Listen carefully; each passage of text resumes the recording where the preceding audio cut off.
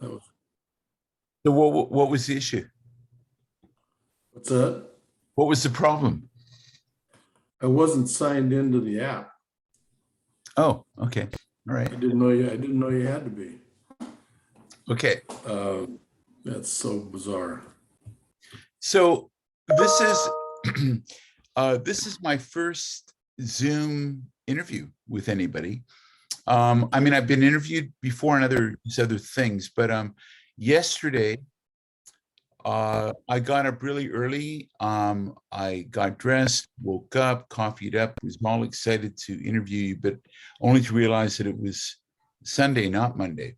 So I had a trial run, and I Zoomed a couple other people. So I figured out how to do this. Very simple, amazing that we can do this.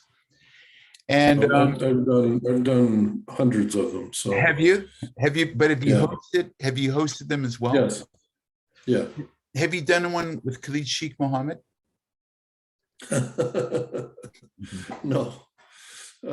Nice thought. But no, he's not answering his phone. Okay. Nor does he have one. Right. Where is he? He's in Gitmo? He's at Guantanamo. Recently moved from Camp 7 to Camp 5. That must be nice. He's been there since late 2006. Was in solitary confinement until last year. Yeah, so he's there. He's in pretrial hearings. Has been since 2012. Right. Wow. So he's not particularly anxious for his day in court, apparently. No, he enjoys being in court. Oh, right. Okay. Is it fair to say he's not anxious for the substantive resolution of his charges? I don't know. He says he's thrilled to be a martyr. Okay. So all right. He wants people to understand why he did what he did. Mm-hmm. And I assume it's something we'll talk about. Yeah. So let me just introduce you a little bit. You're Terry McDermott, correct? That's correct. Yes. And you're one for one. And you are still employed by the Los Angeles Times? No, I haven't been since 2009. Okay. I'm a freelancer now. I write books and freelance. Right. Okay. So the way I know you is that I came upon your book Perfect Soldiers, which was described as the best kind of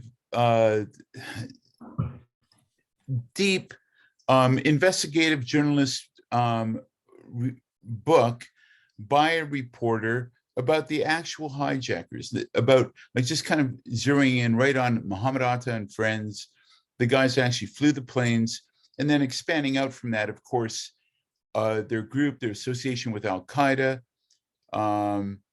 And yeah, so like my understanding was this, and I got this from your book, and then I saw a couple of interviews with you as well, that you were employed by the LA Times and you didn't have any particular interest in the subject matter any more than just kind of all of us, just kind of any concerned, intelligent person, but that you were assigned this story. You were asked by your editors to look into it. You were given the kind of budget that doesn't exist anymore, with a kind of a strong corporate background that the LA Times had, to really kind of do all that it took to really dig into the story and to learn about and write about the actual hijackers, 9/11, and kind of working out from there. Is that correct? Yeah, by and large. Yeah, I had no knowledge of terrorism or Islam.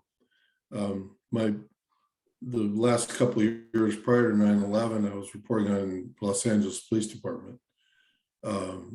And there was a friend of mine, a good friend, who later became a co-author of a book. Josh Meyer covered terrorism for the LA Times, and he couldn't get his stories in the paper. Nobody cared. It just wasn't a thing people were eager to read about. What kind of things would he? On 9/11, Pardon me? Terry, what would he have written on if they'd given him the Well, he space? wrote about the Millennium Plot, which was around the year 2000, January 1st. There was a man captured coming over the Canadian border into the United States. From here, from Victoria, from where I live. Exactly right. Rassam was his name. Yes.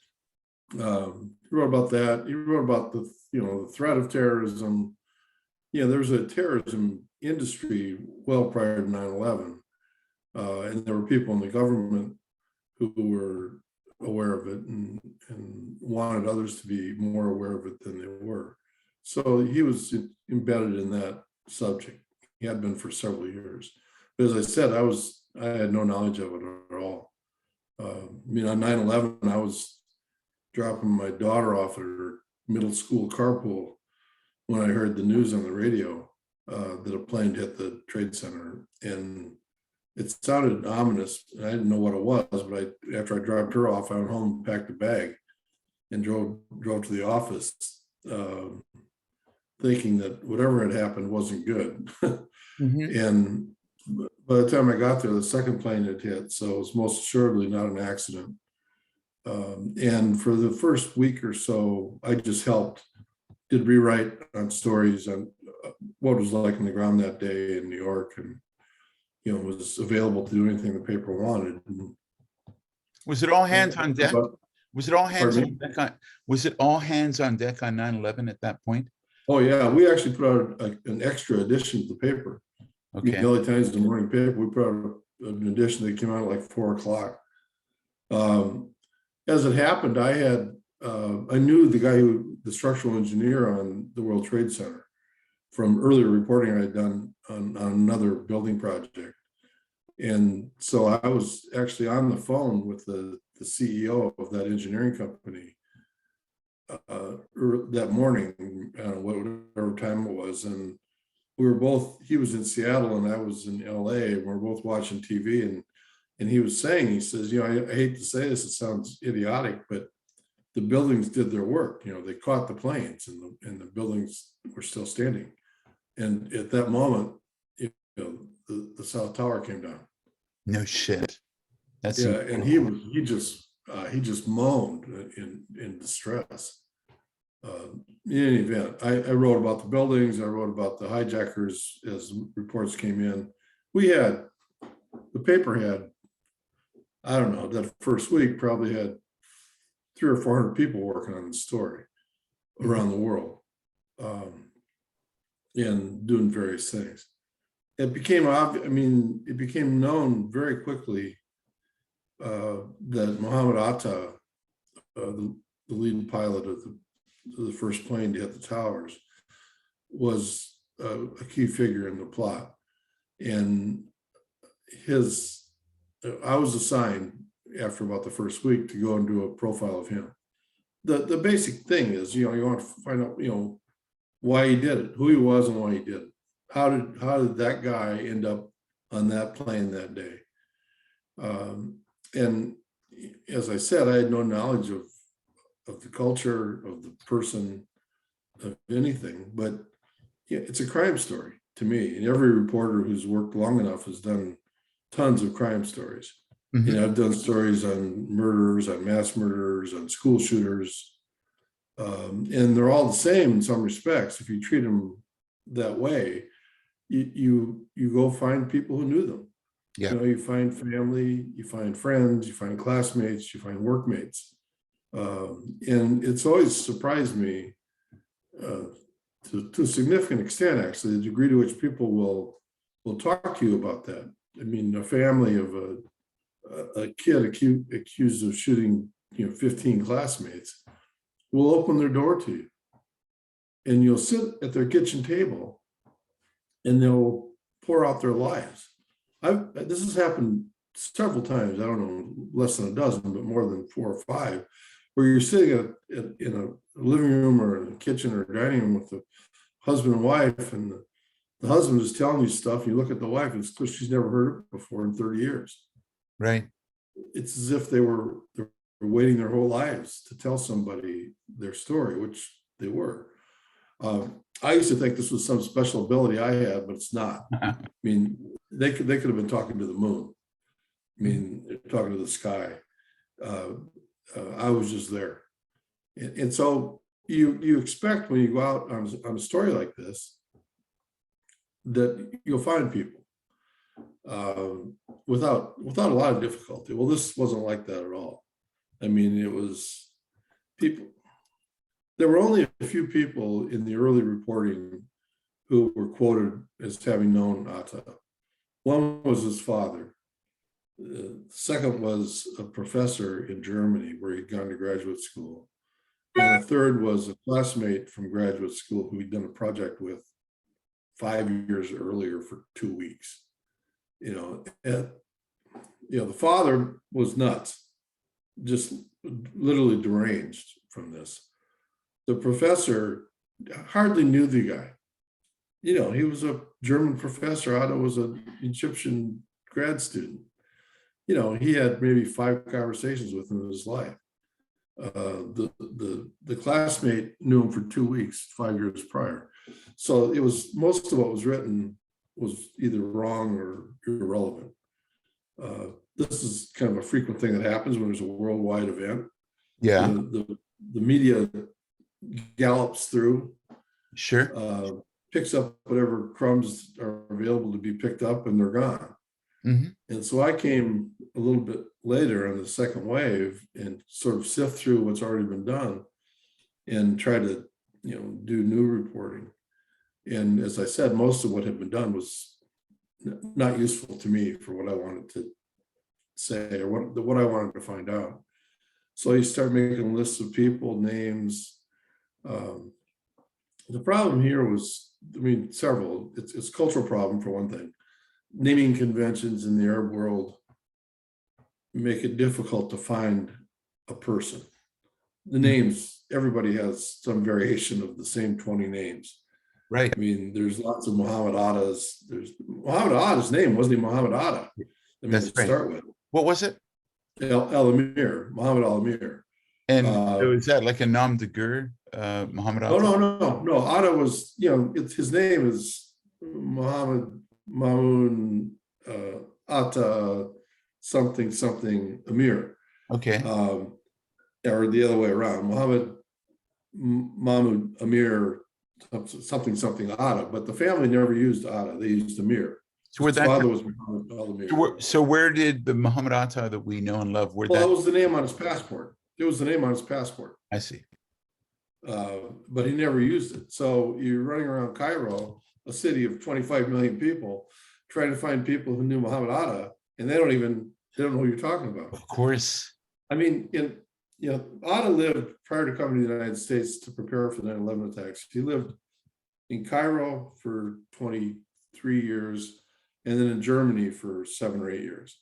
Mm-hmm. So those are the places I reported. The people who knew him in Germany the best were a group of people more or less his age who all belonged to the same mosque, Al-Quds Mosque. Even 2 or 3 weeks after the attacks, they were all sitting together in somebody's room watching television, and they show the picture of Atta, and they all go, "Whoa, that's who they're talking about." It was 2 weeks later they didn't know it was him, right? Because they knew him. They didn't know him as Atta. They knew him as Amir. So that's just it's not important other than the fact that it made it difficult for me to track acquaintances, etc. Well, when you would finally find people who knew him, most of them would refuse to talk, which is not all that unusual. And when you finally got people to talk, a lot of them lied. As I said, the dad would talk, but he was blaming the Israelis and the CIA and anybody else that he could think of. In fact, that was more than common. Cairo at that time had 15 or 20 daily newspapers. And every day one of them would have a story on the front page saying that Mossad had done this. And it was a difficult thing for me. I just kind of dismissed it as like, I don't know, a bunch of lunatics here, what's going on? And I hired a guy, upper middle class resident of Cairo. He was studying to be an ophthalmologist, and his fiance was going to journalism school in the United States. So he took a break from his medical studies to work with me because he wanted to figure out what journalists did. Okay. He wanted to know what she was getting into. And this guy was as westernized as you could get. As I say, he's upper middle class. His family was wealthy. He grew up literally down the block from Zawahiri, the #2 in Al Qaeda. Mhm. He smoked, he drank, chased girls. We're sitting there one night after another frustrating day of not finding out any information, and we're having a beer, and he says, Terry, he says, tell me, how come no Jews went to work that day? Mhm. I said, honey, what are you talking about? He says, no Jews were in the World Trade Center that day. I went to work that day, but I wasn't in the World Trade Center. Anyways, yeah. And I said, honey, I mean, my goodness, you're a man of science. You're trained in biology. I mean, you're supposed to study the information. You're supposed to be a rationalist. How could you possibly say that? He says, well, it had to be the Mossad and the CIA because we couldn't do it. We being the Arabs. Right. And I finally, it took me, I don't know how long to understand, but the Arab world was in such despond for so long.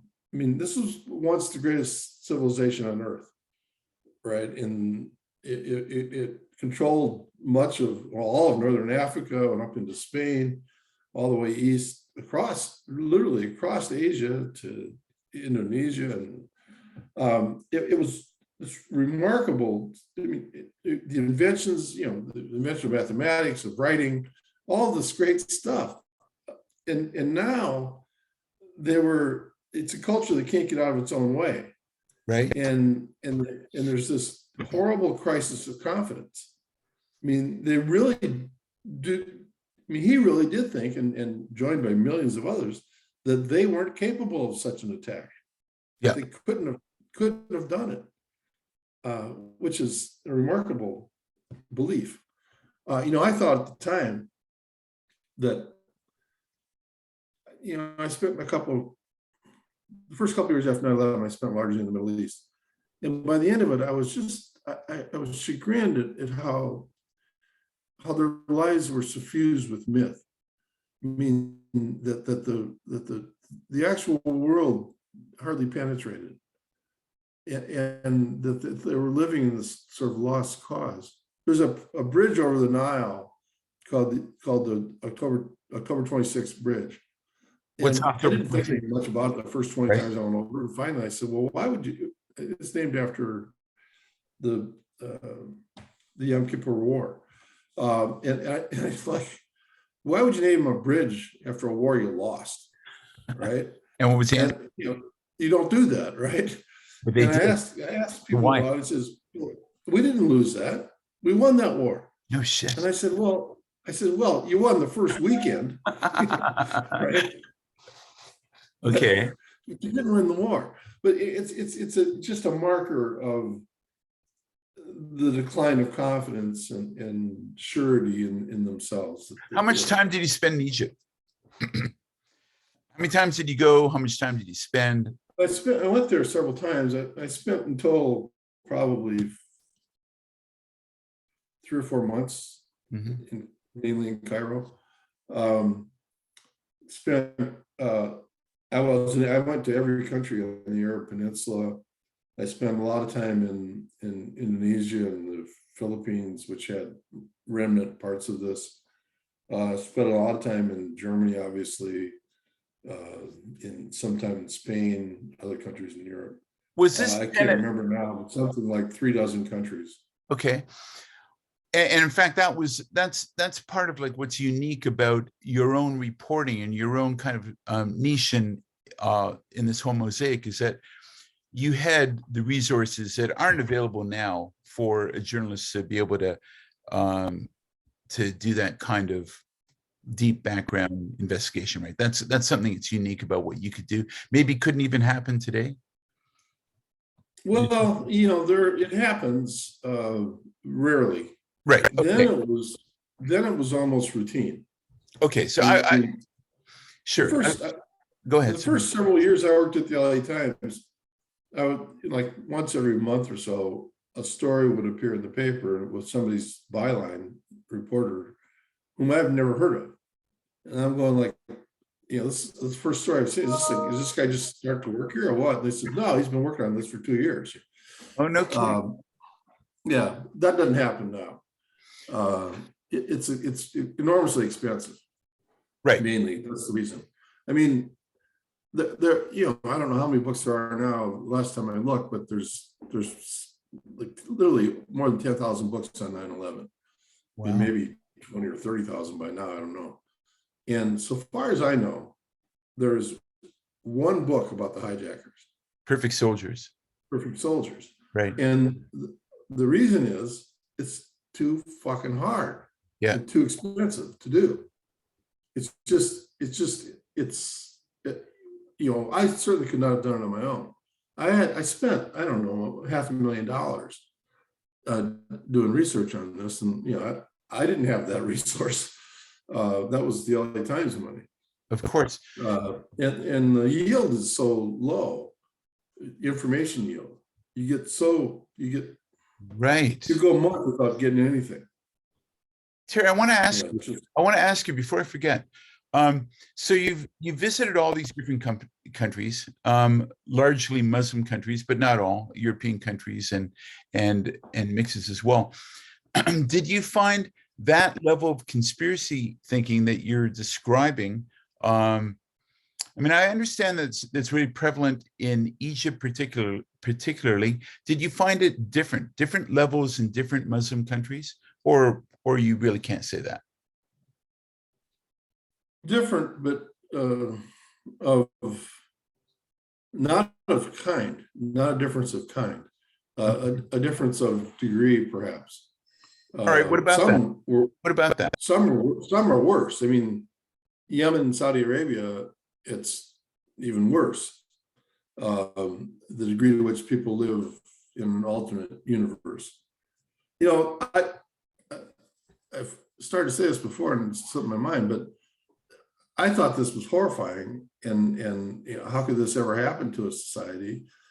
And then I go home and find that there's a significant number of people in the United States who also think that the Mossad and the CIA, did 9/11, that it was an inside job, and I think we've learned even more in the last year or two the degree to which a lot of Americans live in myth. They live in a world that doesn't exist except in their heads. I mean, QAnon, which was largely thought of as a bunch of kooks, is now a predominant stream in the thought of one of our major political parties. I'd quibble with that. We could talk about that. We don't need to, but we could, and maybe we should. Maybe I'm kind of avoiding that. You don't know this about me, but I'm a Canadian former liberal hippie that's kind of turned to the right. I think that I appreciate Trump's shortcomings and limitations and all of that, but I also very sensitive and critical of what I think to be a lot of media manipulation, like Russia collusion and all that kind of stuff. And I even think QAnon arises in a vacuum.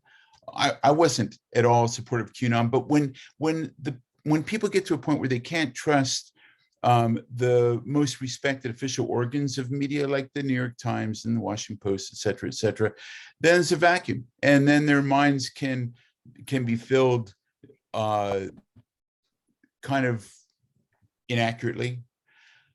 We don't need to go there yet, though, but we could. I'm not avoiding that. I didn't tell you about that before, but I did tell you before. The reason I even wanted to talk with you is because I'd seen you interviewed a few times, and And these were all super interesting interviews, and they were about your book. Mainly, they were about Perfect Soldiers. But then, to be clear, so anybody watching this knows I don't want to go another moment without mentioning the sequel, which is The Hunt for KSM, that my wife and I read in November. Totally loved it. So KSM is Khalid Sheik Mohammed. He's the actual, is it fair to say he's the real mastermind behind 9/11? Is that fair? Absolutely. Okay. And so he's also a lot of other things too. His jihadist activity beforehand in the Philippines, the Bojinka plot, the big explosion plot, I think that's what that means, where he schemed to hijack, I think, up to 12 different transatlantic ocean airliners, and to blow them up on a staggered afternoon of horror coming over the Pacific. The plot got scuttled because for different reasons, but that was only one of the things. It was a precursor to 9/11. He's the uncle of the guy that blew up Ramzi Youssef, that was involved in the 1993 World Trade Center bombing. He's the guy that cut off Daniel Pearl, the Wall Street Journal reporter's head. He's the guy that we were talking about at the beginning of this interview.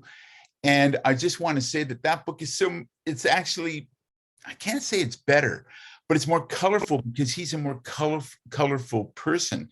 And the two books together are absolutely incredible. And I've seen you interviewed before about this, mainly Perfect Soldiers, but the other as well. But the thing is, at times you were asked about conspiracy thinking. And you alluded to the fact that that's really unfortunate, because like a number of people, if anyone's a true believer, conspiracy thinker about 9/11, they're going to have some very harsh, critical thoughts about you. They're going to have to either ignore you, or they're going to have to explain you away to themselves somehow. And so I'm assuming that you might not have needed security as you traveled through the Middle East and the Muslim world after 9/11. And that's very brave of you, but I bet you've been harassed. I'm just guessing that you've been harassed, maybe even intimidated or something like that, right here in the West, in America, just because you've reported the truth about this. And if you haven't been harassed, you've certainly been disrespected and mistrusted, correct? Well, sort of. First, I did have security in the Middle East. Okay. Right. In the United States, I've been, I don't know if harassed is the right word, but accosted, certainly. When I would give talks, public lectures, book readings, whatever, there would always be people who wouldn't let me leave. Right. And who, the great thing about a conspiracy theory, if you're a believer in it, is that it's self-contained, that every attack on the theory is evidence that the theory is correct. Completely. I mean, it's like, I remember some guy, saying, well, how do you know that the people on the planes, the hijackers were on the planes? Right. And I go, well, they've recovered DNA evidence of all of them, for one thing. I says, for another, I have copies of the manifest, the passenger manifest for all flights. He said, well, where did you get those? I says, well, I got them from somebody who had firsthand knowledge of them. He says, well, sure, they will give them to you because they're not real. They're just, you're just I don't think anybody ever said that I was actively trying to promote these ideas, but that I was a dupe. Oh, okay. All right. That's a bit of a relief. They didn't want to insult me that much. I guess they didn't realize that being a dupe is kind of even worse. Right. But yeah, that was a common criticism, that nothing I found did I find that wasn't given to me. Right. Right. Well, in some sense, that's true. Right. Everything has to come from somewhere. Yeah, I'm sure you cried out. I'll tell you what, if somebody were out there putting a trail of breadcrumbs for me to follow, they right, work pretty damn hard to do it, because I went to some strange places, and to great lengths to find these breadcrumbs. I, I, I don't know if anybody's capable of building a trap like that. right. You're a lawyer, right? There's Yeah, that old legal saying, if you hear hoofbeats, it probably means horses, not zebras. that's right. Um, That's right. I've heard that. yeah, and I'm right there. If I hear hoofbeats, I'm not thinking about zebras. Hmm. It doesn't mean I don't check every piece of information as well as I can. I don't claim to know nearly everything about 9/11, but I know a lot. And everything I've published, there's so far as I know, there's one significant factual error in those two books. Oh yeah. What's that? And I don't want to talk about it. It's not in the second book. If you want to compare the two, you'll figure out what it is. Okay. But no, there's a scene in the first book where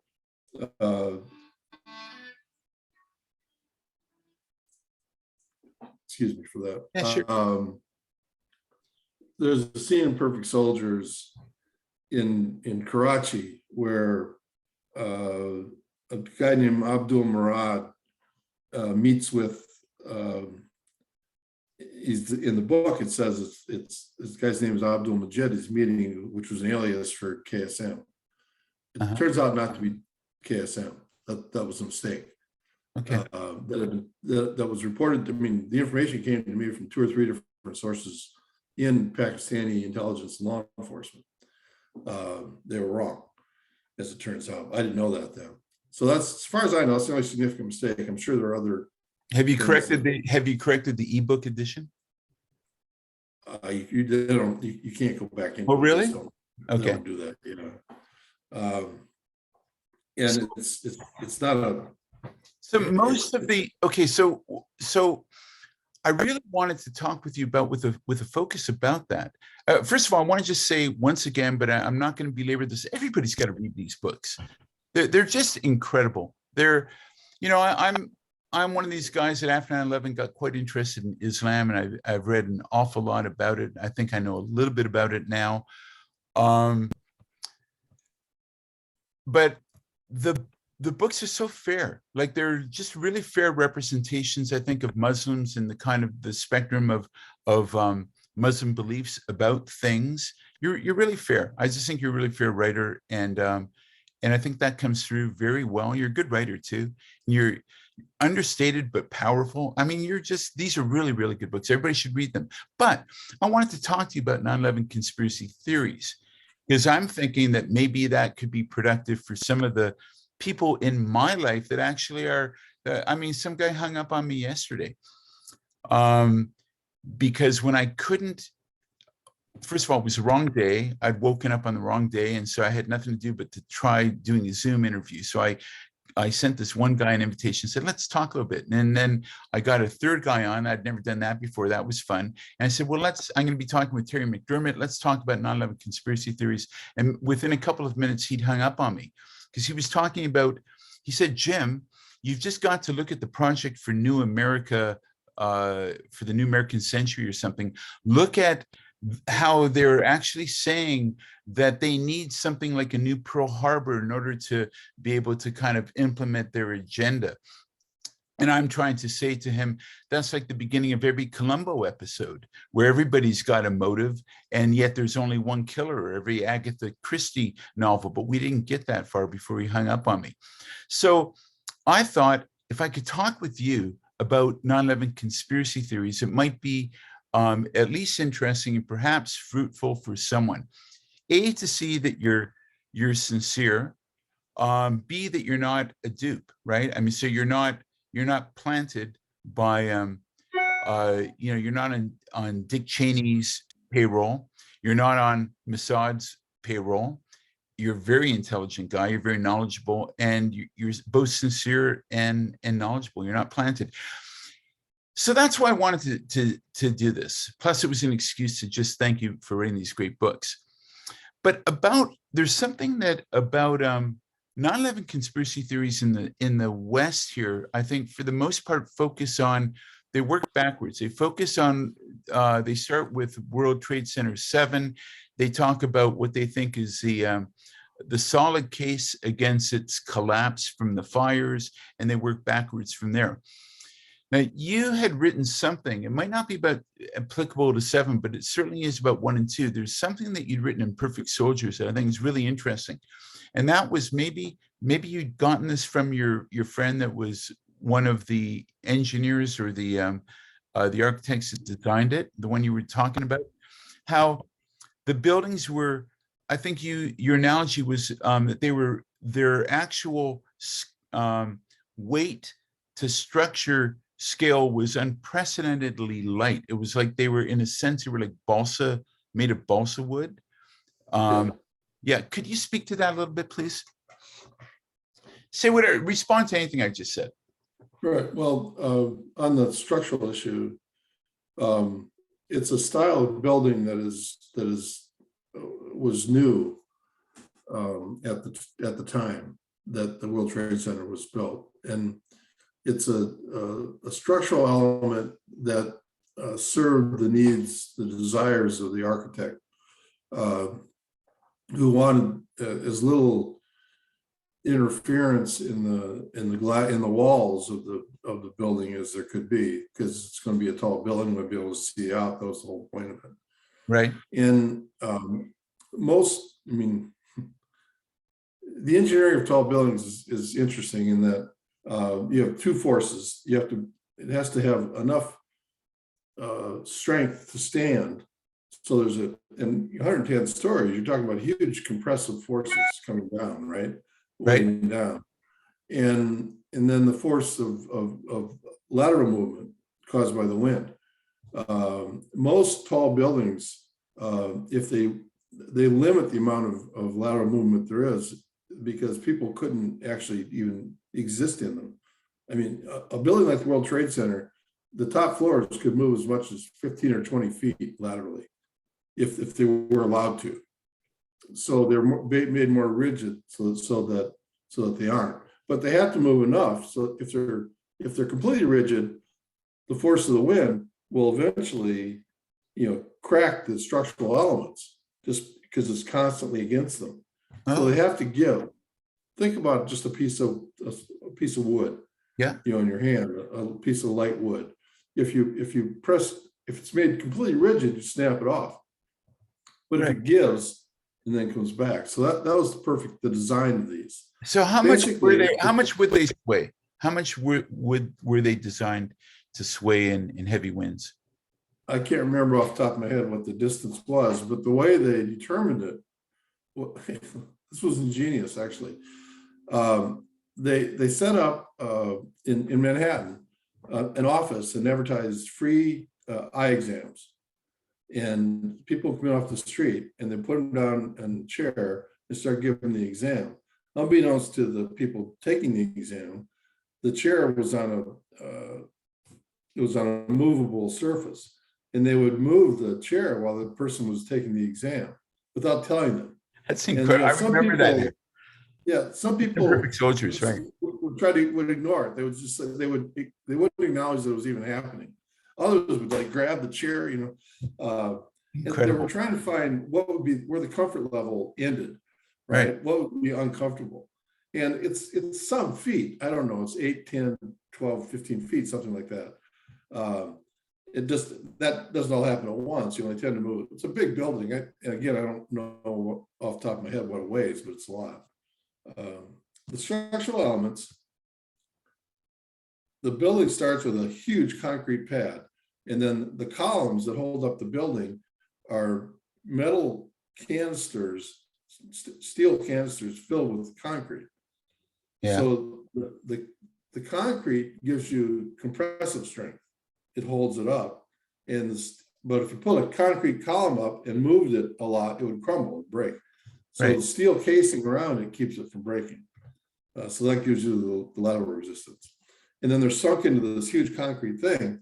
And it's like if you ever had kids that you fed with these things called Tommy Tippy cups.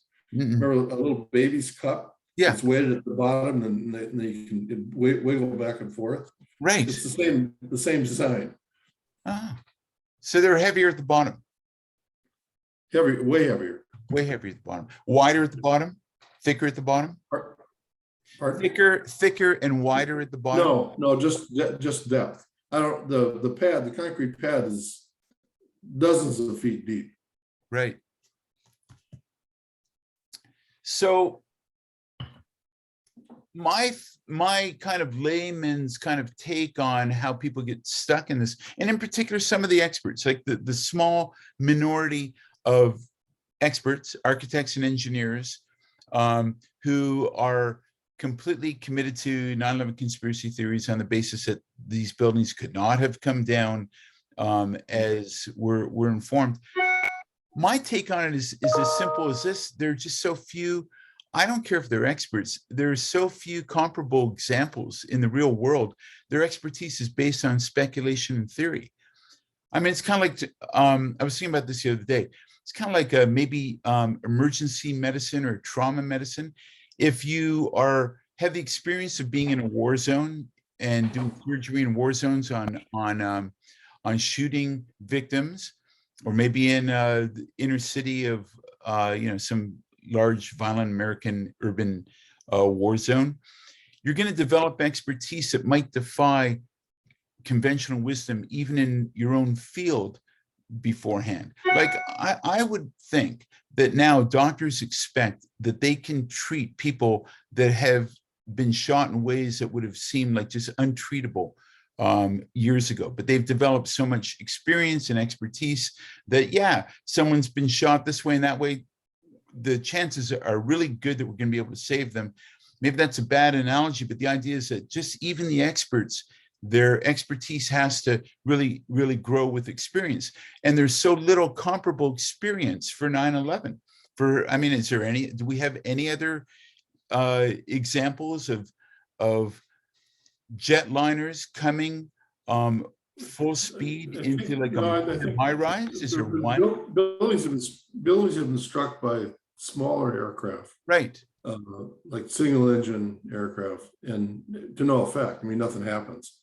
The plane, plenty happens to the plane. Nothing happens to the building. Right. I think the Eiffel Tower was struck by a small plane decades ago.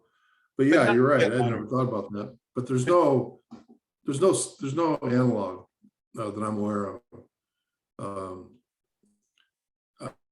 Yeah, even your point about expertise being gathered over time. I mean, even COVID, the treatment for COVID is so much better now than it was 2 years ago. It didn't exist 2 years ago. Now there's a huge amount of data on it and what to do. Right. Yeah, people get lost in these things. As a reporter, you spend a lot of time going down rabbit holes. I mean, things that look, I spent, I don't know, but it had to be weeks on something that turned out to be completely useless in the 9/11 reporting. And that was the fact that Atta's bag, his luggage, didn't make the flight. Okay. Right? If you recall, he and another one of the hijackers on the night before 9/11, drove to Portland, Maine, and then that morning flew back to Boston, Logan, right, where they boarded the doomed flight, almost missing the plane. And it seemed like such an idiotic thing to do. And then it turns out that that day on 9/11, authorities find Atta's luggage sitting on the floor at the airport in Logan. And inside the luggage is every important document in Atta's life. His college diploma. It's, everything. His personal planner, phone book, his will, copy of his will. And it seemed to me too good to be true. Yes. Right. Like his passport falling from the sky. Yeah. Come on. Why? first of all, why would he do that? Why would he go to Portland? It's just stupid. It was a mistake. You couldn't miss the flight. Then what happens? And then your luggage is just sitting there and it's got all this stuff in it, all this evidence. And I thought, well, and Atta early on was thought to be one of the masterminds of this whole thing. Turned out not to be a kind of person who was capable of that, but he was he's bright enough and dutiful and would take orders. Didn't he select the targets? Didn't he at least participate in selecting the targets and choosing the capital for 93? They had broad agreement on what the targets would be, but there was disagreement over. And these were set by Osama bin Laden and Khalid Sheik Mohammed, but the trade center towers, which had been KSM's target initially in '93, he helped finance the '93 bombing. Right. The Pentagon, which was the symbol of American might, and then either the Capitol or the White House. And bin Laden wanted the White House, and Atta persuaded KSM to persuade bin Laden that the Capitol was a much better target, easier to hit. Mainly, the White House is small. I mean, compared to the World Trade Center and the Pentagon, it's a tiny building. Sure. And the Capitol, if you think about it, if you've ever been there, it sits at the end of what's basically a long runway. Just fly up the mall. Anyhow, so I think, well, look, if Mohamed Atta is one of the leaders of this plot, you don't want him to die, right? I mean, bin Laden didn't die, KSM didn't die. Why would you have Atta die? And I thought, so it's just the perfect thing, he walks onto the plane and walks off. He walks into the airport, leaves his bags, and goes out the front door and catches a cab, and somebody else flies the plane. Okay. I mean, that seemed like a reasonable. That fit the facts to a certain. So that hypothesis crossed right. So that hypothesis crossed your mind, and you explored it. And I spent 4 or 5 weeks chasing that. You're a conspiracy theorist.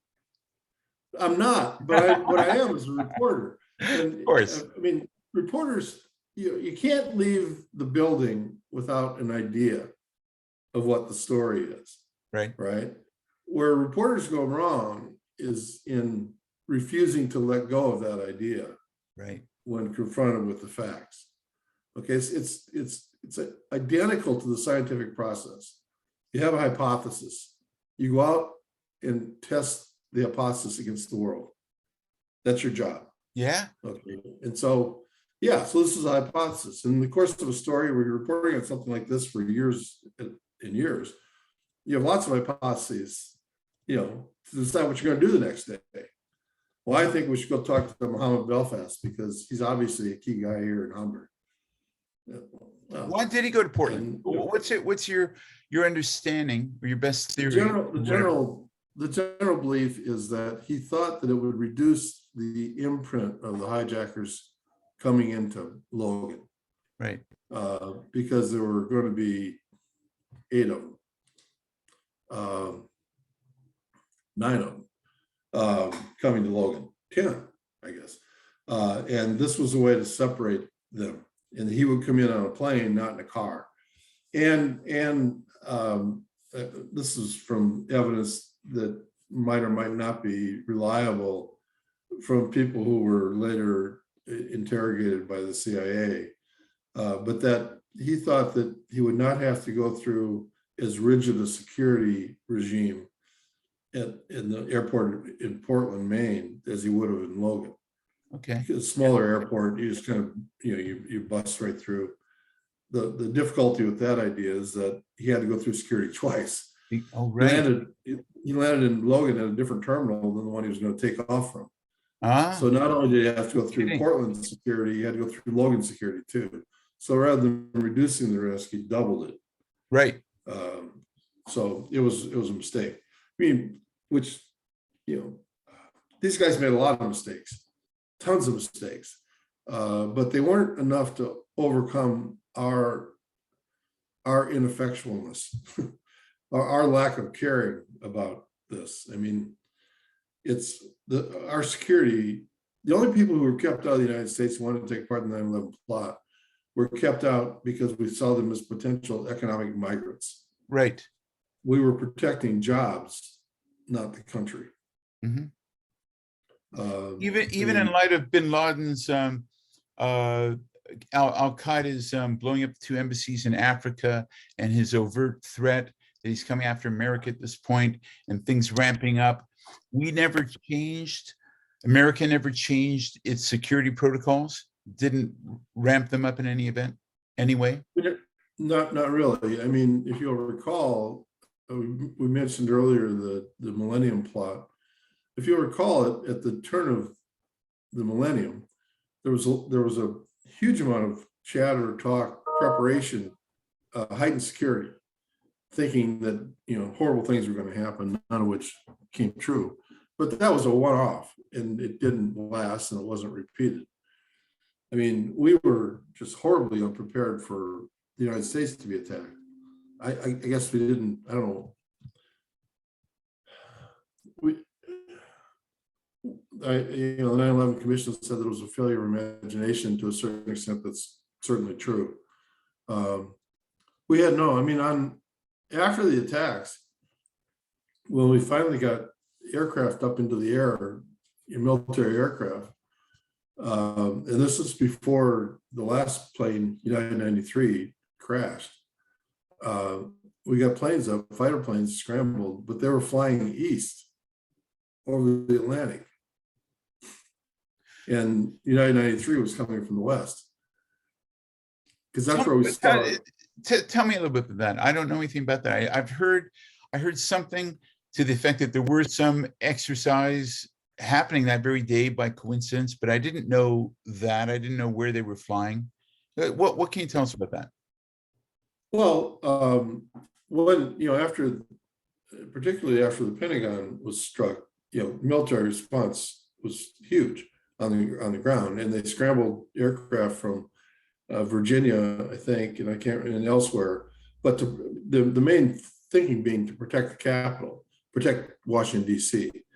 But the threat was seen as coming from abroad, not from within. Right. And of course, these were domestic flights. Even after these planes had struck, I mean, it took a while for the information of which planes they were to percolate through the system. Which had no idea. And in any event, they would have been too late. Let me ask you. Sorry, I'm interrupting you. Sorry, please finish that. Well, saying even if the passengers on United 93 hadn't overcome the hijackers, the fighter jets would have been too late to do anything to stop the plane. Right. Let me ask you about a couple other conspiracy tropes. So one of the things that comes up at times is the lack of bodies on the ground in Pennsylvania. I would imagine it's probably the same thing at the Pentagon, right? That there's just body fragments, skin and bones, blood. I've read that. No bodies. So did that surprise you as you not surprised to the point that it made you skeptical? Not that at all. But did it surprise you just as a layperson that there'd be no bodies to be found at either of those sites? Well, one, I don't think that's true. No bodies is wrong. I mean, they did find parts of bodies. I mean, it's harder to find intact. If an aircraft is flying at several hundred miles an hour and strikes an immovable object, you're going to have mass disintegration of human form. Totally. To be frank, this is not something I ever spent much time looking at. Right. I know it wasn't your thing. It's just that it's been so many years now, and these ideas percolate in the conspiracy world, and you're as well positioned as anybody to kind of at least just kind of inform yourself about, why that is bullshit, why this thing's bullshit. That Well, look, I know, I mean, in my bones that who did 9/11, yeah, of course. right? I know enough about enough of the people involved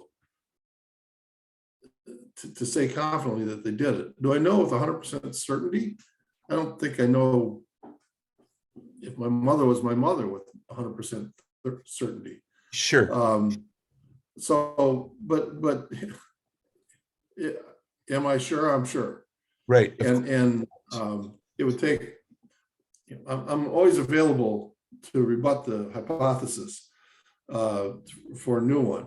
And I've tried to accommodate these in my thinking and to look at them realistically. I mean, look, I don't want to look like a fool to the world. I don't want to go out. I don't want to publish a book that makes that devotes itself entirely to saying, here are the guys who did it, and have it not be them.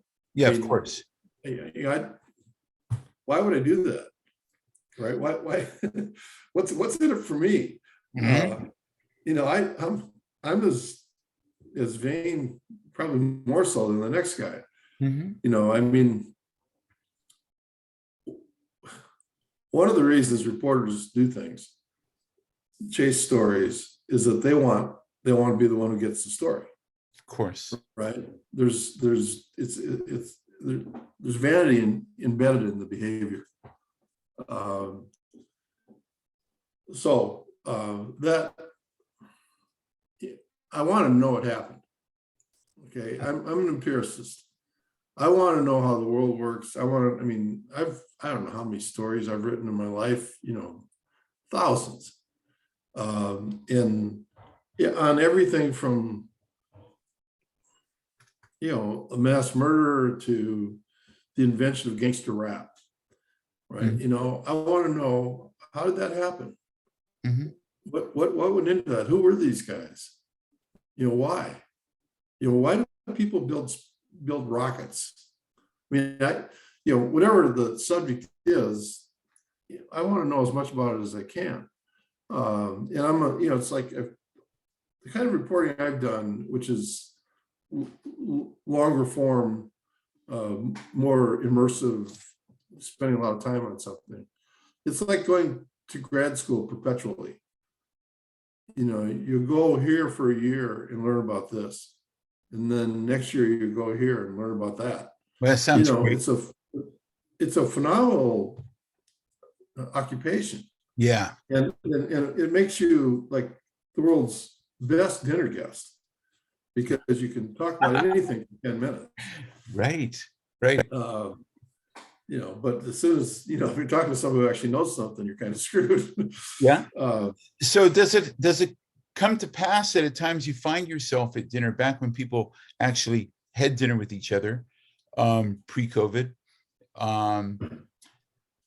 do you find yourself at dinner with conspiracy theorists? And have you had the opportunity to engage with them and try to gently, civilly, but persuasively kind of clarify things for them? Just a year ago, a famous movie director invited me to dinner to meet another famous movie director who was interested in doing a 9/11 movie. Mm-hmm. And he'd asked for, the first director had asked for a copy of KSM, Hunt for KSM, to give to the other guy. Right. And so, I know both these guys' movies and like their work. And so, sure, everybody wants their book to be made into a movie because you get paid for that usually. Right. So I go to the dinner. It's a really nice, restaurant in Beverly Hills. And it's 20 minutes in, it becomes apparent that the guy who wants to make the movie is a conspiracy theorist. Wow, And great. I wish I was there. What happened? I just, I said, look, you really don't need the book. Hilarious. If What about that's the movie first? you want to make? What about the Huh? first director? What about the first director, the guy that set this up? Right. Where was he at? Well, he was on board with the other guy, Oh no. which which didn't surprise me. Okay, what happened? So you guys had you're only 20 minutes. So we had Yeah. dinner, and I just told him, I said, look, if that's what you're interested in doing, then you go for it. But you're not going to find anything in this book that's going to help you do that. And I don't know anything that would help you do that. And I'll send you some thing. You also brought up building 7. Right. And I said, well, I'll send you, what I have on that, which was a considerable amount of studies. And I had, the blueprints, the structure, everything. I said, you look at that and then you give me a call. I never heard from him again. So, and he never made the movie, obviously. Had the first guy read KSM? Yeah, he did. What the fuck? Are you serious? So no. I mean, how did his copy of KSM was marked up. I mean, it had bookmarked. I mean, it was just. He wanted to do the Hunt movie at one point. Never happened. So he thought, what did he think? Did he think that you're missing the real story, that you'd been duped, or you were deceptive? Or how did he put it together? Or did he not? Did you challenge him to do that? Did he challenge him to try to square the circle? No, he just thought I hadn't gone deep enough. Right. He was most interested in the fact that the United States had chased KSM for years without catching it. So that's the aspect of the story that interested him, that how the government had fucked up. And that's such an interesting story that you tell. And there's some real heroes in the book. Frank Pellegrino, I guess maybe he's like the main hero in the hunt for KSM, huh? But there are a couple of others. He's the protagonist, the main protagonist, yes. Right. I don't think he would call himself a hero. In fact, I know he wouldn't.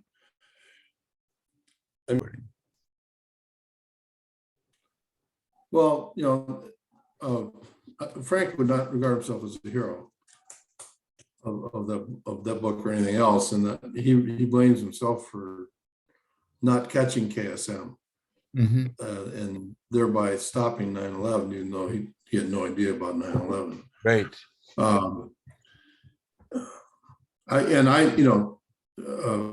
To a certain extent, he's right. If bin Laden had died in the summer of 2000, 9/11 would have happened anyhow, because it wasn't him that was driving it; it was KSM. That comes to that. If KSM had died, it would have been stopped, or if he'd been captured. And there were at least a couple points at which he should have been captured. And Pellegrino came very close to getting him. And with a little more cooperation from other parts of the U.S. government, he would have. It's a tragedy. And, if Frank's a hero, he's a tragic hero, because in the end, he fails. And the great tragedy occurs. It comes through so clear in the book. People wonder why it's taking so long for this matter to kind of be tried on the merits, get through all the pretrial applications, and first of all, who's on trial? Who are the defendants? There's KSM and there are a few others, correct? There are five men charged in the deaths of 3,000 people. And as KSM, his principal assistant, the go-between between KSM and the hijackers in the United States, was a member of the Hamburg group, Ramzi bin Sheba, who wanted to become a pilot himself and applied, I can't remember now, 4 or 5 times for visas and was rejected because they thought he was an economic migrant and would come to the United States and take somebody's job. So Ramzi, KSM's nephew, Ali Abdulaziz Ali, who goes by the nom de guerre Amar al-Baluchi, who was, with another man, instrumental in moving money from the Middle East to the United States for use by the hijackers. Right. One point about that, remind me to come back to that about the money, Okay. because it's important for other reasons. A man who helped him, Mustafa Halsawi, was captured with KSM. I'm sorry, he did not help him. The man who helped him this was in the Emirates, basically sending money through wires and things like that, bank transfers, was a guy named Khalid Sheik was another Yemeni who had been involved earlier in the USS Cole bombing. He was He's one of the only one of these people who was like a dedicated jihadi. Right. He'd been doing this for a while. He's one of the defendants. He's one of the defendants. And then the fifth defendant is a guy named Mustafa al-Hassawi, who was like bin Laden's bookkeeper. And he had helped transfer money and was captured at the same time as KSM in Pakistan in the spring of 2003. Why they're all on trial together, I have no idea. They all had some part, I think. I mean, the trial hasn't started yet, so they haven't been proven guilty, but they've all at different times admitted having roles in 9/11 plot. I mean, but KSM's role is so much larger than anyone else's that it's hard to believe they're all charged with the same crime. Mm-hmm. I mean, he and Ramzi bin Sheba had intimate knowledge of the plot. The others might not have known anything about it. I mean, they knew they weren't doing, good works, but they didn't know. I don't think they knew about the plot. And They're all facing the death penalty. They're all what?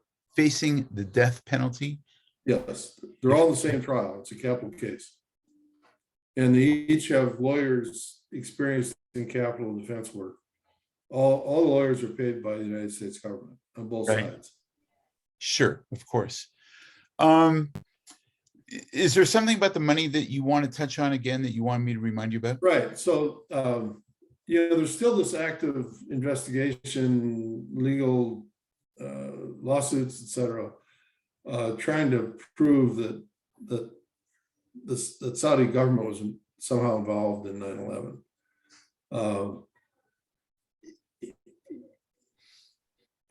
I find that wrong-headed for several reasons. The main one is you're not talking about a lot of money.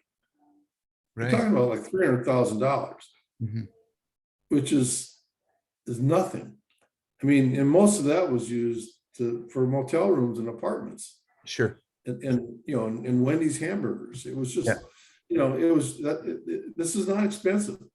I mean, if you're a terrorist, the great thing about terrorism is this asymmetric nature of it. Yes. $300,000, you can bring the United States to its knees. Who knew? Right. Yeah. So you don't need the Saudis to be involved, and I don't think they were, not in a significant way. But the root cause of that belief is the idea that the wrong-headed idea that what we need to be worried most about are state actors. Yes. Hostile states. And, for most sorts of warfare, that's perfectly correct. For terrorism, it's not. Again, you don't need those kind of resources.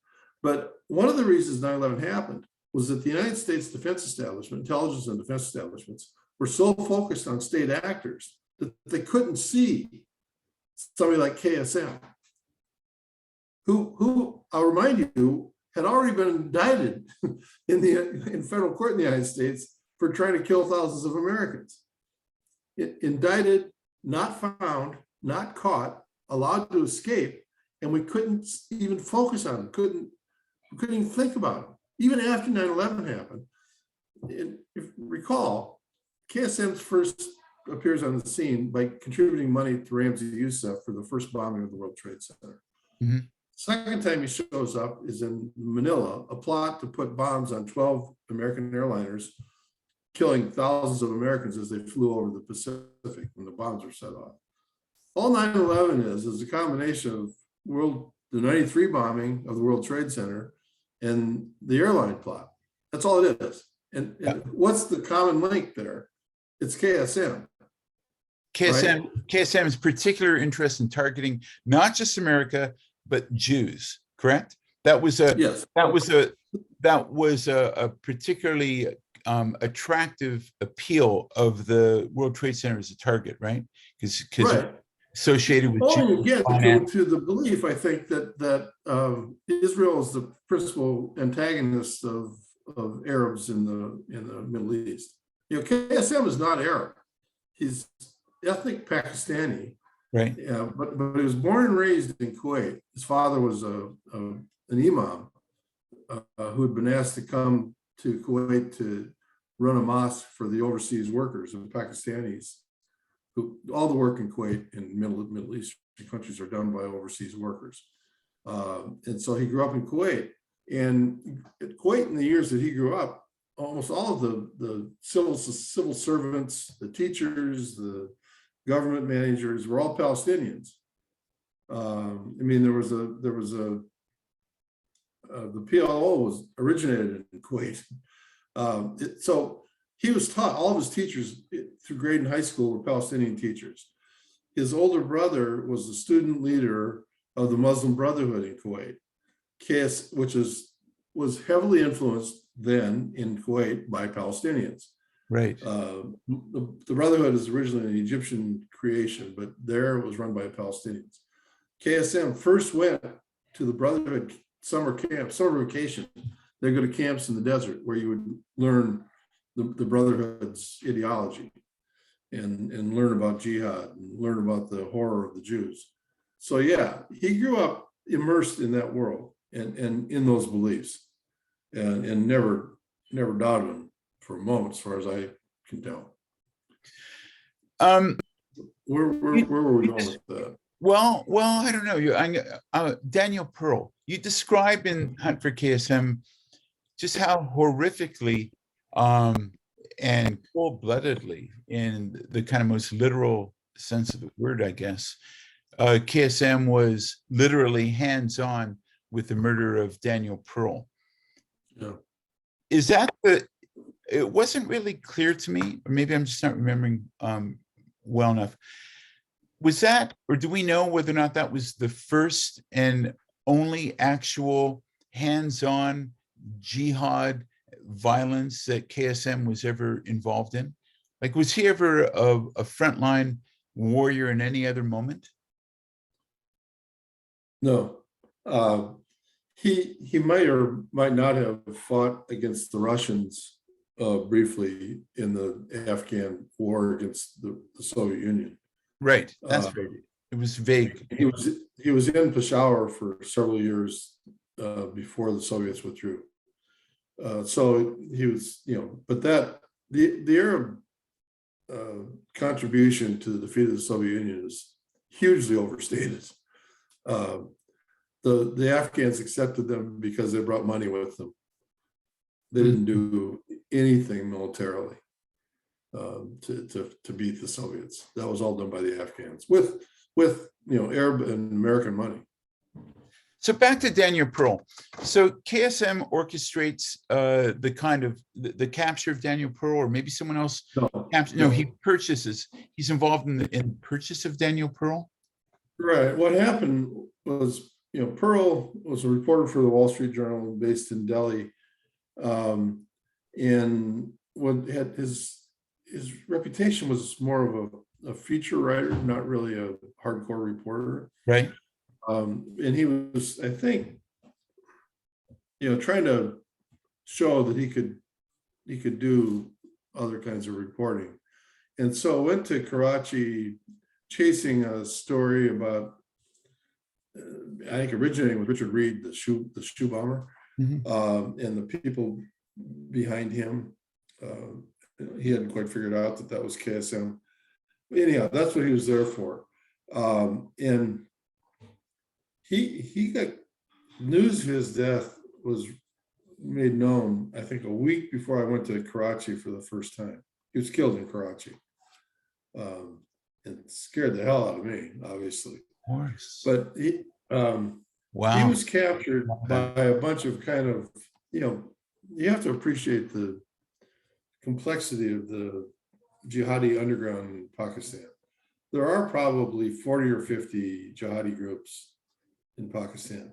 Almost all of them funded to greater or lesser extents by the Saudis and the Iranians, who've been carrying on a proxy war in Pakistan for 30 years. I mean, they're funding a war in which only Pakistanis die, which is a pretty good trick, right? But the Saudis have done this. Saudis have done this everywhere. So one of these groups, when Pearl starts asking around, they think, well, this is a chance to make some money. And we're gonna, this guy doesn't seem to be very security conscious. Why don't we just nab him and sell him for ransom? Kidnap for ransom is a big business in Pakistan, especially in Karachi. Karachi is another one of these mammoth mega cities that is virtually unrulable. There are huge sections of Karachi where the cops don't even go ever. So how big is it? I lived in LA for a while. You're from LA. How big is it compared to LA? I think the population of Karachi is over 20 million. But it doesn't really, that includes all of the metro area. I mean, LA is bounded, way underbounded. I mean, I think the population is under 4 million, but the metro area is 20 million. Right. Okay. Thanks. I mean, so it's huge. It's like that. Okay. And it's an interesting city. It's got, most people who live in Karachi, it's a very sophisticated city. It's got huge literary and film communities.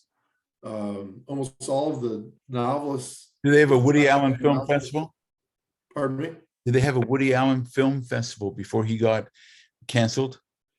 I don't know. They have a film festival, an annual one. Okay. Anyway, so Pearl's there following the money trail on Reed. So they nab Pearl. Yeah. And figure out pretty quickly that it was a horrible mistake, because to them, he was just a reporter. Wall Street Journal is politically powerful in the United States, and we're able to get the attention of the U.S. government on this. So it became a huge deal. This Wall Street Journal reporter was kidnapped. I mean, what are we going to do? And these guys who kidnapped Pearl hadn't bargained for that. Yeah. And so they tried to cut their losses and let it be known in the jihadi underground that Pearl was for sale. Anybody who wanted them could have them. And KSM at that point was the Al Qaeda's guy in Karachi, and so Al Qaeda headquarters tells him, why don't you go ahead and get them? Let's see what we can do with them. And so of course KSM gets them and then executes them. I mean, pretty readily, as you said, as he said, with my own blessed hand. And recorded. You describe how there was a camera malfunction during his murder, his butchering execution, and so KSM just they got the camera back on, and he did a kind of a bit of a reenactment. But yeah, he put the head back on the body and took the knife through and held the head up for the camera to see. Fuck. The guy's a psychopath, right? I don't think there's any question about that. His great ability, there's a feral nature to him. This sort of unbounded, wild ability to come up with ways to kill people he wants to kill. walking down the street, he might have two or three, talking to a buddy, might have two or three ideas about somebody he could kill, how you do it, and this and that. At one point, he persuaded one of his acolytes to wear a suicide vest to his own wedding. It turned out to be a fake vest, but it was just trying to test the guy's loyalty. No kidding. Yeah, but the ability to get people to do outrageous things is an astonishing one. I mean, he's very charismatic in that regard, which is it seems odd to me when you see him, because he's a small man. He's like 5'4". No kidding, really? That's small. Yeah, he's tiny, and he's lost 60 or 70 pounds. So he looks more like a hobbit than he does a terrorist mastermind. I have to say, I have to just stop for a second and say that you described in the book how there's the notorious iconic picture of KSM looking disheveled, like he just kind of was just awoken. He's got a mustache, his hair is unkempt, he's wearing a white t-shirt, and you describe how that was somewhat staged upon his capture, right? That's the way I know him, through that picture. Right. I mean, the capture was accomplished by Pakistani forces with the assistance and information from the CIA. Mm-hmm. Basically, KSM got dimed out by an old friend for the money, for $25 million. And they get him in Rawalpindi, which is in northwest Pakistan, not far from the capital. It's a military garrison town. The home he was in, where he spent the night, was owned by a Pakistani army major. KSM in these days, this is April of 2003, was traveling throughout Pakistan. He had met with Zawahiri the day before in Peshawar. He'd met with bin Laden the week before. I mean, he was making the rounds. And this guy, this old friend, had conspired to have a meeting with him, telling him he could get some money for him. Mm-hmm. And while there, he texts the CIA that I'm with KSM. And then when he leaves, a couple hours later, after everybody's asleep in the house, they burst in, capture him. And he had taken a sedative to sleep and was, kind of out of it and didn't really know what was going on. Was literally in his pajamas. And they took a picture and sent it back, a copy of it back to Langley, CIA headquarters. And one of the senior officials there said that the picture, I think I've got it wrong now that I say that. The picture that went out, the Pakistanis announced that they captured him. And the picture that went out to the news organizations in Pakistan was one from where KSM was like looking like a normal citizen. Had a normal Pakistani clothes on, was groomed. And one of the CIA guys said, "We can't have this guy's a creep. We can't have this picture being the way he's known. Let's see if we can do something better." And so the guys at the site where he was being held, allegedly, one of them punched him really hard in the belly, and another took the photo right after. So that picture is him in pain and completely unkempt. And that's the photo, the iconic photo. Terry, he was waterboarded extensively, correct? According to CIA records, 183 times. A record? I mean, wasn't there something, at least he brags, or he thinks that he was waterboarded more than anybody? Well, it is more than at least according to CIA records. Okay. So what's your view? So what's your view, contrasting what they apparently got from him through waterboarding, or how that ultimately led to whatever truthful disclosure that he made, versus the lies that one might utter in order to kind of stop the waterboarding? What's your view on waterboarding through the prism of how effective and justified it was with KSM? Neither. Um, uh, Not effective and not justified. I mean, to me, it's the treatment of these prisoners is one of the most shameful acts in that my country has committed in my lifetime.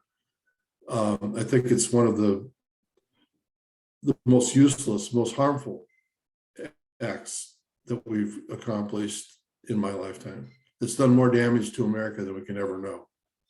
I think we sold our soul and have made no attempt to get it back. And in fact, have denied that we did anything wrong. Okay, It so didn't produce anything useful. It produced nothing useful. Literally nothing. with KSM in particular, could you just address that? Did he not, tell me about that. Did he not crack in any way, and truth that we wanted, facts came from him after that, or what? Look, all we wanted, here's the dilemma, right? What the CIA was given charge of the anti-terrorism portfolio after 9/11, largely because of they were more skilled bureaucratically at persuading the Bush administration that 9/11 was the FBI's fault, right? The FBI was the counterterrorism agency. Yes. And we just suffered, a terrorism attack in which 3,000 people got killed. Yeah.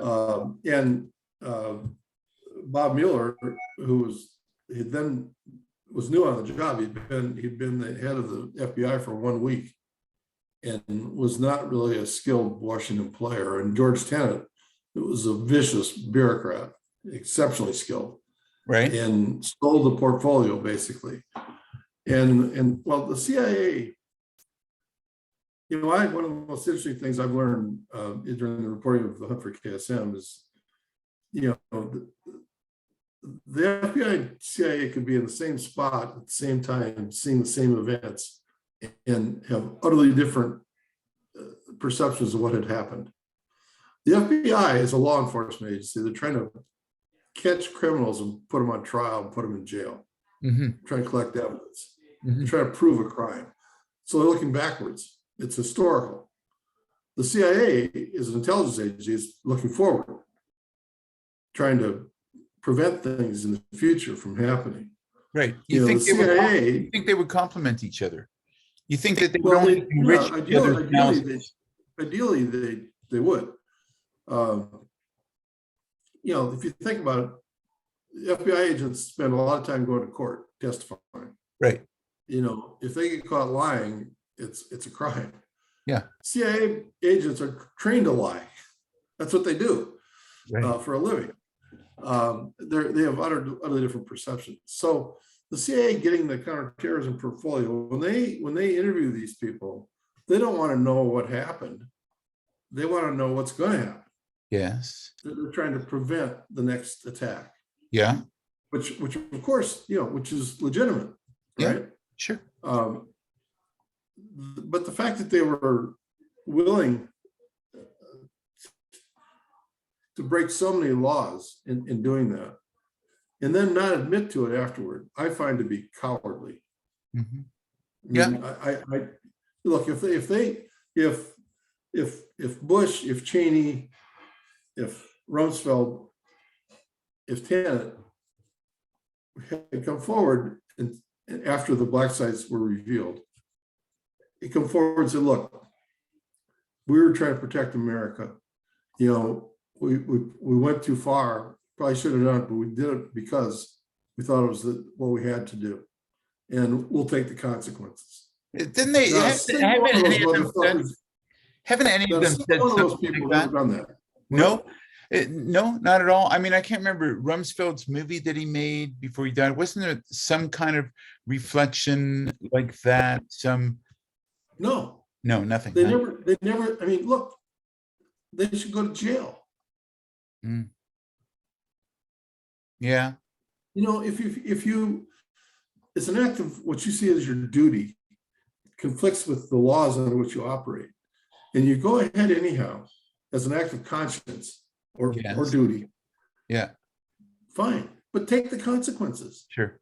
You know, stand up.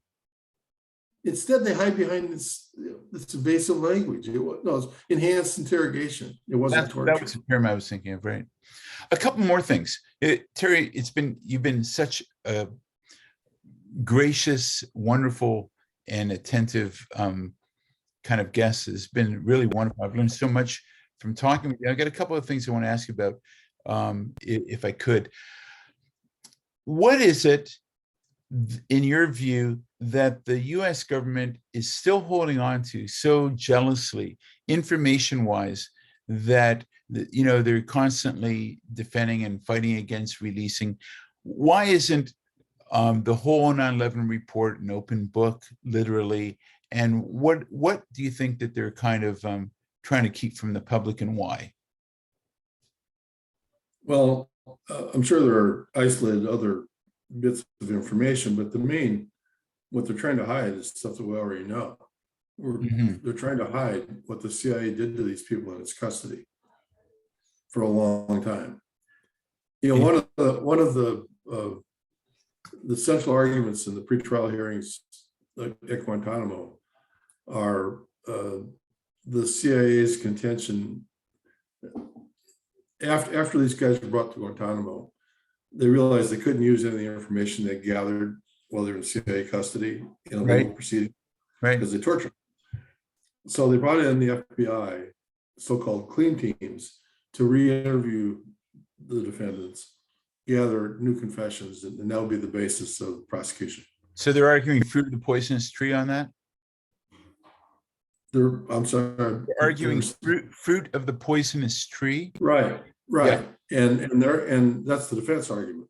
Right. And the government's argument is that the time between is attenuates, right? So these people were free to say whatever they wanted. But, I think this is where KSM was captured in April of 2003, 18 months after 9/11. God. I mean, are we still trying to stop the next attack? I mean, is your fear of the next attack, doesn't it attenuate in the same way? Is it still, the rush of doing business? I find that argument to be less than persuasive. So you're writing a third book. You're working on a third book, which is about the trial. Is it a working title, The Trial of KSM? It's the working title, yeah. Cool, great. And, I mean, assuming there will be a trial of KSM. They have to do something, don't they? I mean, they have to, or they just, maybe people will die their natural deaths. And well, I think almost certainly he'll die in prison, whether he's been convicted or not. He's not that old. How old is he? Well, he was born in 1964. Oh God! So he's like 57. Yeah. Yeah, and he's in pretty good health now. He's been fighting trim. You think after George Floyd, these guys could have at least made a bail application? So their legal avenues are limited.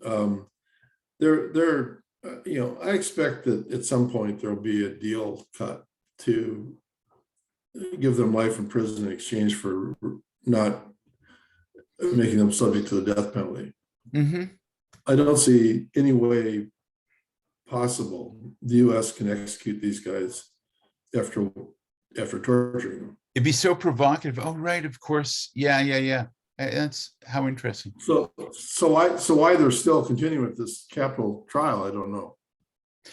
So you knew very little about Islam going in, right? Right. And now you must know a fair bit about Islam, just in passing, if nothing else, to get into the minds and the thinking of your targets and all of the players, correct? Yeah.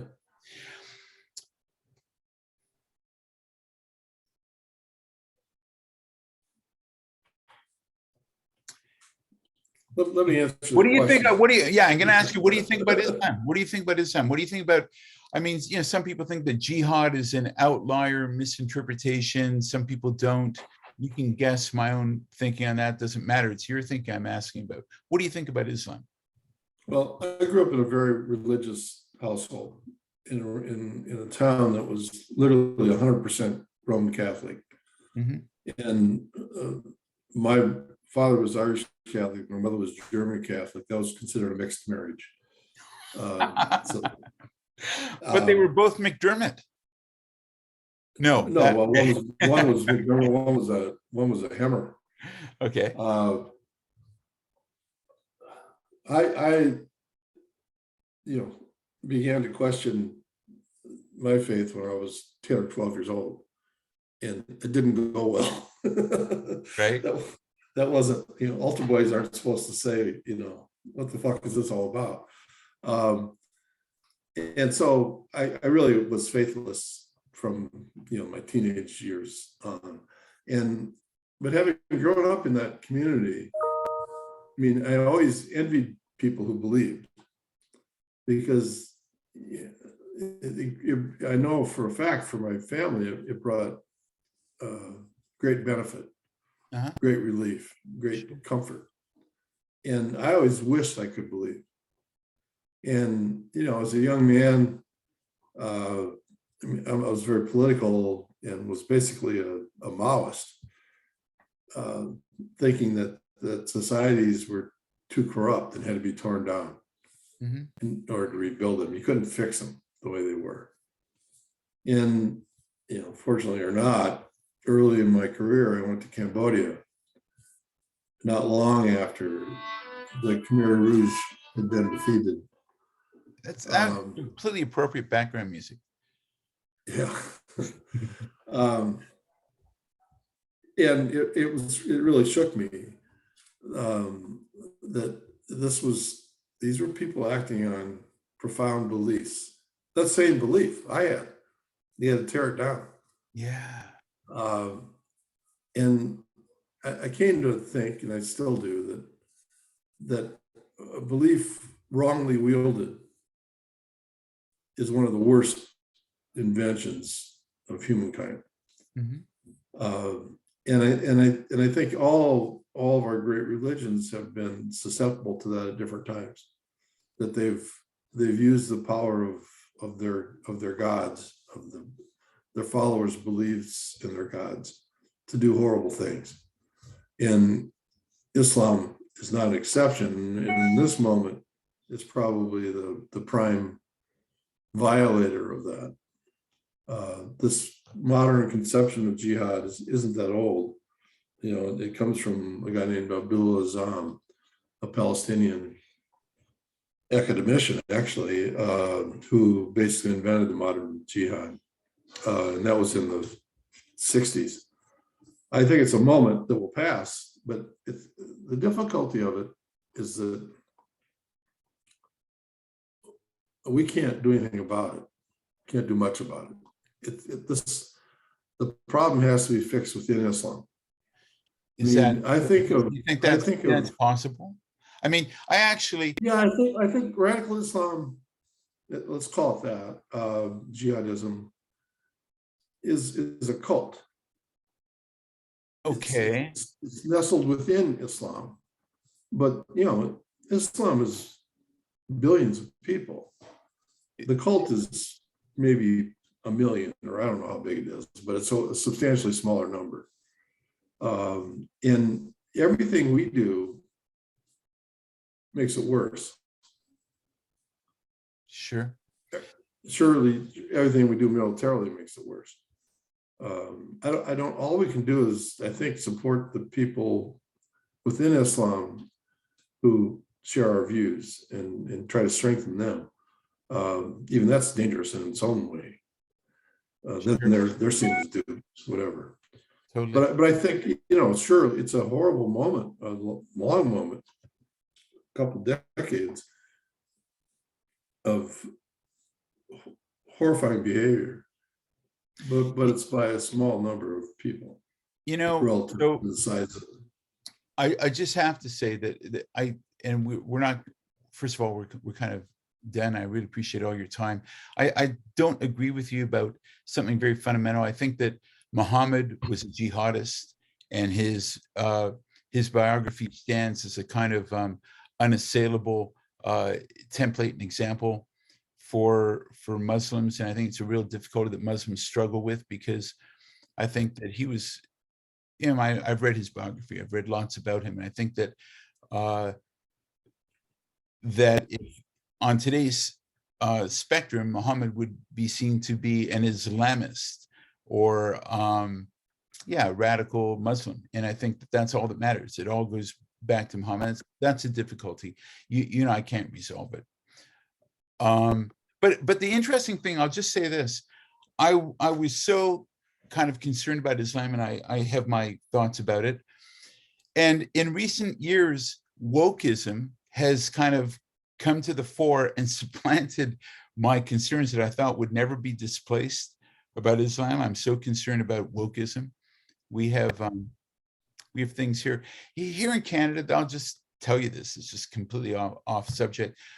Our courts a year ago came down with directives that when we introduce ourselves in courts now, we have to give our gender pronouns. So instead of saying, for the record, hi, Your Honor, who I've appeared in front of for 30 years and you know me quite well. Hi, Your Honor, for the record, it's Heller Jim. I have to say now, hi, Your Honor, it's Heller Jim, and my pronouns are he and him, as if you didn't know. And Canada has just come down with, they've just passed a new law now. It's an anti-conversion therapy law. And, conversion therapy was a totally misguided effort to try to talk out the gay, right? And I think we've all really realized a lot over the past couple of decades about, most people have really come to appreciate that gay is inherent and organic, and certainly conversion therapy is misguided. Canada now has applied that to gender. So it's actually built into the law, the assertion that it is wrong. It's like hate speech to say that one form of sex or one form of sexual identity or gender identity is preferable to another.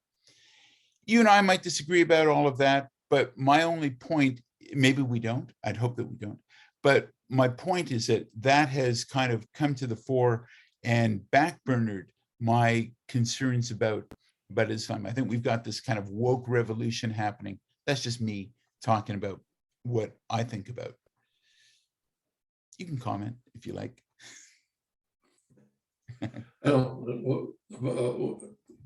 No, you're welcome to your concerns. Right. I don't find it to be a particularly serious subject. I think a lot of it's kind of silly. A lot of what's being done is kind of silly, but I think it will go away. Well, we'll see. Let's revisit that in a few years. Yeah. I'll look you up. So, Okay. so much looking forward to reading your sequel. Really appreciate your time. Thanks a lot, Terry. It's been a pleasure talking with you. You're welcome. It was a good conversation. Yeah. Nice to get to know you. Okay. Thanks, man. Take care. Yeah, Bye-bye. take care.